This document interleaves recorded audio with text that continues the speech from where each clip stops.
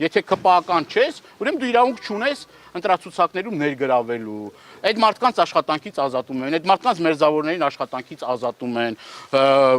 Այլ բռնաճնշումը ո՞նց է լինում, այլ ռեպրեսիան ո՞նց է լինում։ Եվ այդ քիչ չի, մի հատ էլ հետընտրական process-ների մեջ արդեն հասկանալով, որ իրենք այլևս չեն վայելում ժողովրդի վստահությունը եւ սոցհարցումներն էլ ըստ իմ տվյալների նաեւ վերջին սոցհարցումներն են դրել Նիկոլ Փաշինյանի սեղանին եւ այդ սոցհարցումները իրեն ցնցումների մեջ ա գցել, որովհետեւ սոցհարցումները շատ տխուր պատկեր է իր համար եւ ընդդիմադիր ուժերը բոլոր հնարավորությունները ունեն այս գալիք ընտրություններում հաղթանակ արձանագրելու եւ սրանից արդեն այս ընկելա ցնցումների մեջ եւ նման process-ները փորձում անի այն մնացած մարդկանց վախեցնելու, ճնշում գործադրելու, փորձելու որ զերծ պահեն իրենց ակտիվ մասնակցությունից։ Հայաստանի Հանրապետության քաղաքացին իրավունք ունի ընտրական process-ներին ակտիվ մասնակցելու, իր ձայնը բարձրացնելու, իր տեսակետները հայտնելու, իր օրենքի շրջանակներում իր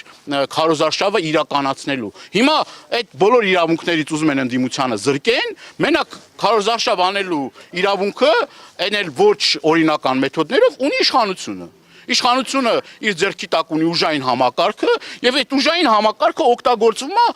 այս մեթոդներով, այս ձևով օգտագործվում է քաղաքական այլախոհներին ճնշելու։ Մենք գիտենք, որ 60-ից ավել արդեն քաղբանտարկյալ կա, այդ էլ քիչ է սրանց։ Մի հատ էլ ուզում են էլի ավելացնեն, էլի մի քանի տասնյակ ավելացնեն։ Այսինքն մթնոլորտ ստեղծելու ձև է եւ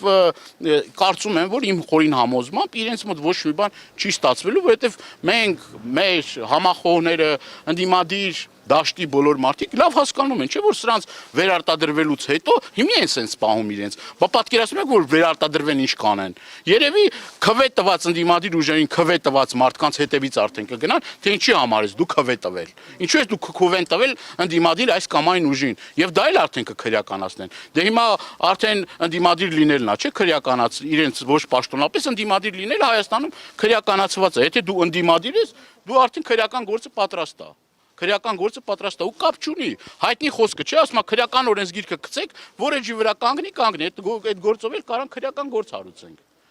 Այս ամեն ինչը ավելի քան աբսուրդ է, ավելի քան անհեթեթ է։ Եվ այս առումով ես նաև ուզում եմ կոչ ըղել միջազգային կազմակերպություններին, պատկան մարմիններին, իրավապաշտպան կառույցներին, միջազգային հանրությանը, ի վերջո պետք է աչքները բացեն եւ հասկանան ինչ process-ներ է տեղի ունենում Հայաստանում։ Հերիքա պահեք այս բռնապետական դիկտատորական ռեժիմին, որը որ ոչ մի բանի առաջ կանգ չի առնում։ Իրենց երկրներում նման բան կատարվի կհանդուրժեն, իրենք կհանդուրժեն, որ օրինակ իրենց ընտրական process-ներին մասնակցող ուժերը կոչ անեն, որ ընտրեն իրենց ուժին եւ այդ ուժը հայտնվի քրեակատարողական հիմնարկում։ Այդ ուժի ներկայացուցիչը կամ այդ ուժի քվեն տված մարդը։